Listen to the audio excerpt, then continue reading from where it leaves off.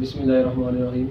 अस्सलाम वालेकुम बच्चों, मैं उम्मीद करता हूँ कि आप सब बच्चे बहुत ठीक ठाक होंगे। ठीक है, तो हम लोग बच्चों अब इस चैप्टर नंबर 10 का जो नेक्स्ट टॉपिक पढ़ने जा रहे हैं, टोटल इंटरनल रिफ्लेक्शन, हम लोगों ने लास्ट लेक्चर में पढ़ लिया था।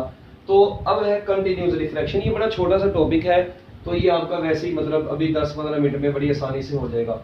तो कंटिन्यूस रिफ्लेक्शन क्या चीज़ होती है? हम लोग फाइबर ऑप्टिक प्रिंसिपल्स पढ़ रहे थे बच्चों, उसमें आया था कंटिन्यूस रिफ्रैक्शन का लफ्ज। ठीक है, हमने बोला था कि किसी भी ऑप्टिकल फाइबर में लाइट की प्रोपगेशन के लिए टोटल इंटरनल रिफ्लेक्शन और कंटिन्यूस रिफ्रैक्शन का होना बहुत ज़रूरी है। तो टोटल इंटरनल रिफ्लेक्शन का लेक्चर हम लोग 1 घंटे का ऑलमोस्ट प्रीवियस ख़त्म कर चुके हैं मतलब। ठीक है, अब कंटिन्यूस रिफ्रैक्शन देखें।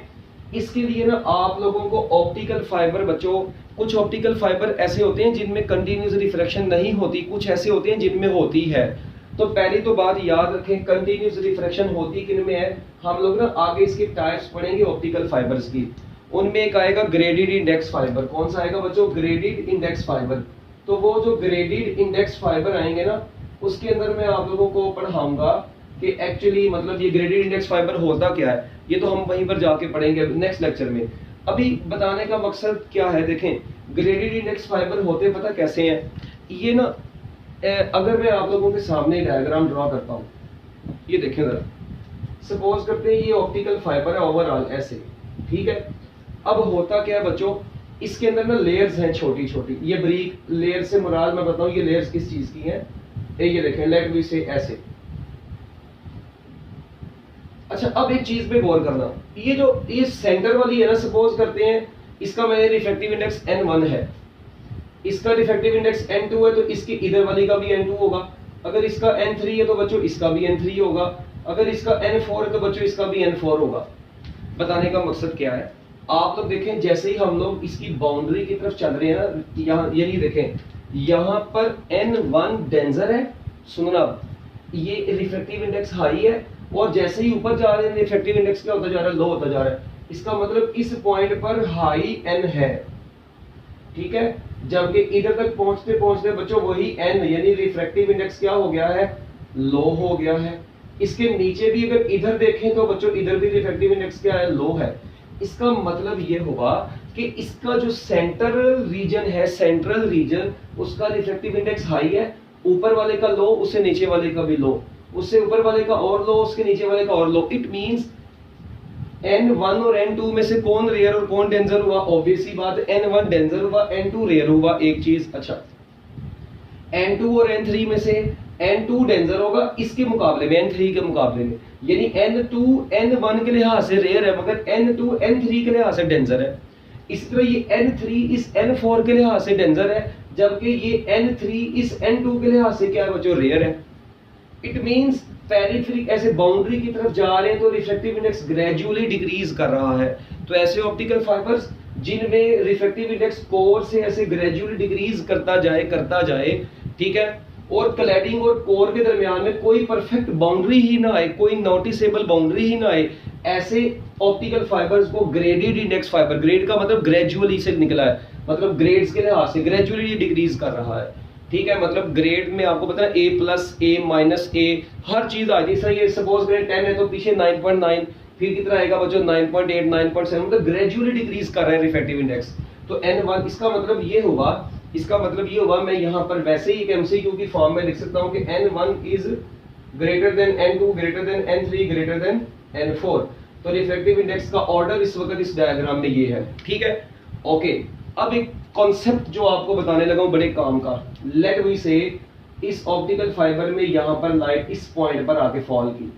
बच्चों हम लोग क्या काम करेंगे, इस वक्त ये लाइट जिस पॉइंट पर आकर फॉल कर रही है ना, वो बाउंड्री है n1 और n2 की। जरा गौर करना सर। अब ये डेंजर है, ये रेयर है। क्या मैंने आपको बताया जब लाइट रे किसी डेंजर मीडियम से रेयर मीडियम में जाती है तो बच्चों अपने नॉर्मल से अवे, ये नॉर्मल है तो अपने नॉर्मल से अवे चली गई अपने नॉर्मल से अवे। अच्छा, इसी तरह बच्चों यहां पर भी आई तो अब डेंजर, अब n2 और n3 की बाउंड्री पर आई। अब n2 डेंजर है, n3 रेयर है, तो डेंजर से रेयर में जाएगी तो नॉर्मल से अवे चली जाएगी, इधर आ गई। अब जब इस पॉइंट पर आई, इधर भी नॉर्मल ड्रॉ करें, नॉर्मल से अवे गई, इस पॉइंट पर आ गई। अब आप लोग देखें कि लाइट रे हो क्या रहा इधर, कि लाइट रे जैसे ही मतलब आती जा रही है, नॉर्मल से अवे जाती जा रही है, कंटिन्यूसली रिफ्लेक्ट होती जा रही है। अच्छा, इन्हीं को मैं थोड़ा सा मजीद आगे बढ़ाता हूं, इन्हीं लाइंस को थोड़ा सा आगे बढ़ा देते हैं। अच्छा, अब क्या होने लगा है, अब जरा देखना, एक मौजूदा होने लगा यहाँ पे, ठीक है। ये देखें, इस पॉइंट तक पहुंची तो बच्चों इसका एंगल ऑफ इंसिडेंस ऐसा हो गया कि angle of incidence critical angle से क्या हो गया, देखिए यहाँ पर क्या हो रहा है, angle of incidence critical angle से छोटा है, रिफ्लेक्शन होती जा रही है, होती जा रही है। इस पॉइंट पर भी रिफ्लेक्शन हुई, इस पर भी, इस पर भी, मगर इधर angle of incidence critical angle के इक्वल हो गया, या इक्वल नहीं हुआ बल्कि बढ़ गया। तो बच्चों क्या हुआ, ये लाइट अब यहां से रिफ्लेक्ट हो जाएगी ऐसे। अब जब ये लाइट बच्चों इधर आएगी, मुझे बताएं अब N4 से N3 में आने लगी है बच्चों, अब ये रेयर है, ये डेंजर है, तो बच्चों ये अपने नॉर्मल की तरफ झुक जाएगी। मतलब यहां पर अगर मैं अब नॉर्मल लाइन ड्रॉ करूं ना, तो अब ये अपने नॉर्मल की तरफ ऐसे बेंड हो जाएगी। और बच्चों जब ये यहां से इधर आएगी ऐसे, तो अब ये और अपने नॉर्मल की तरफ आ गई, और इसी तरह जब इधर जाए तो अपने नॉर्मल की तरफ आती जा रही है। इसका मतलब ये है, बताने का मकसद ये है कि ऐसे अब लाइट ऐसे आ रही है। मतलब आप लोग देखें कंटिन्यूसली अब लाइट रिफ्लेक्शन शो कर रही है।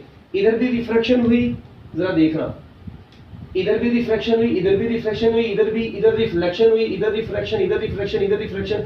आप लोग देख रहे हैं इनके कोरेस्पॉन्डिंग जो पॉइंट इधर थे उधर ऐसे हो रही है, मतलब इधर से अवे जा रही थी, इधर रिवर्स आ रही है। तो ओवरऑल इस तरीके से लाइट जो है ना बच्चों, और अगर ऐसे आ रही हो रेज तो वैसे से ट्रेवल करती है। मतलब इन कंटिन्यूस रिफ्लेक्शन का कॉन्सेप्ट ये था बस कि लाइट जो होती है बच्चों वो कंटिन्यूसली, ठीक है जी, दो रेयर और डेंजर के दरमियान में, मतलब जो छोटी सी एक बाउंड्री बन रही है, बाउंड्री तो नहीं, खैर इसको हम बाउंड्री बोलेंगे कोर और क्लैडिंग की नहीं, इन लेयर्स की बाउंड्रीज के दरमियान में मतलब ओवरऑल लाइट की रिफ्लेक्शन शो हो रही है। So this phenomena is known as continuous reflection. बच्चों इस फिनोमिने को क्या बोलते हैं, कंटिन्यूस रिफ्लेक्शन।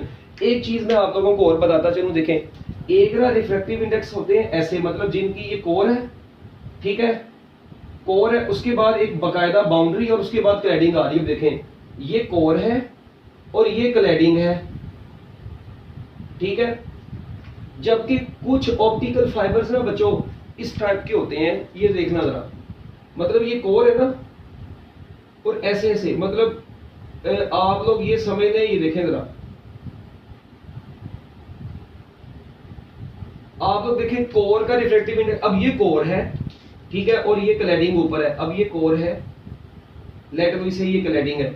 मुझे बताएं क्या इधर इधर कोर और क्लैडिंग के दरमियान में क्लियर बाउंड्री नजर आ रही थी? क्या इधर कोई बाउंड्री नजर आ रही? इट मींस मैं कह सकता हूं there is no boundary between core and cladding.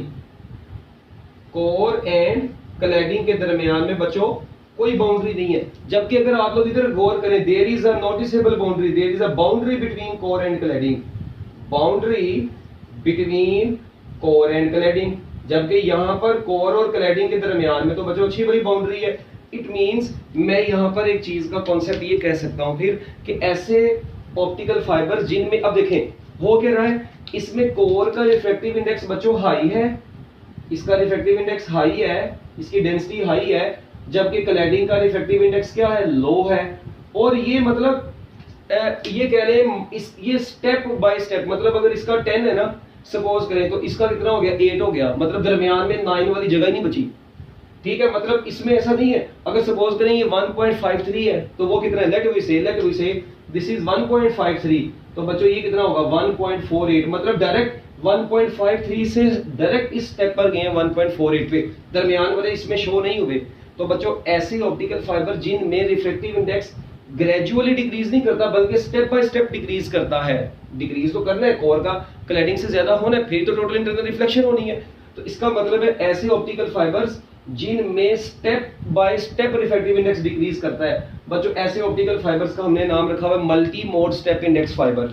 तो बच्चों इसको क्या बोलते हैं, इसका नाम है multi mode step index fibre, ठीक है। जबकि जिसमें ग्रेजुअली डिक्रीज कर रहा है, ठीक है, ग्रेजुअली डिक्रीज कर रहा है, मतलब कोर और क्लैडिंग के दरमियान में कोई नोटिसेबल बाउंड्री नहीं है और ग्रेजुअली रिफ्रैक्टिव इंडेक्स डिक्रीज करता है, these are known as multi mode multi mode graded index fibre. बच्चों इनको क्या बोलते हैं? Multi mode graded index fibre. तो ऐसे ऑप्टिकल फाइबर जिनमें refractive index step by step decrease कर रहा है वो मल्टी मोड है, और जिनमें ग्रेजुअली डिक्रीज कर रहा है बच्चों वो क्या है? Multi mode graded index fibre है। So this is the concept of multi mode step index fibre, multi mode graded index fibre and continuous refraction. So बस एक चीज याद रखें, when a light ray enters from, ये इस point पर क्या हो रहा है? लाइट रे कहां से कहां पर जा रही है? डेंजर टू रेयर जा रही है, तो नॉर्मल से वे जा रही है। ये इस पॉइंट पर भी ऐसा हुआ है, इस पॉइंट पर भी ऐसा हुआ है, मगर इन तमाम पॉइंट्स पर क्या हो रहा है? इन तमाम पॉइंट्स पर लाइट रे रेयर टू डेंजर जा रही है, तो दोनों में फर्क है बस। सो this is the concept of continuous reflection. इंशाल्लाह नेक्स्ट लेक्चर में हम लोग टाइप्स ऑफ ऑप्टिकल फाइबर्स को बच्चों पढ़ेंगे। Best of luck, Allah Hafiz.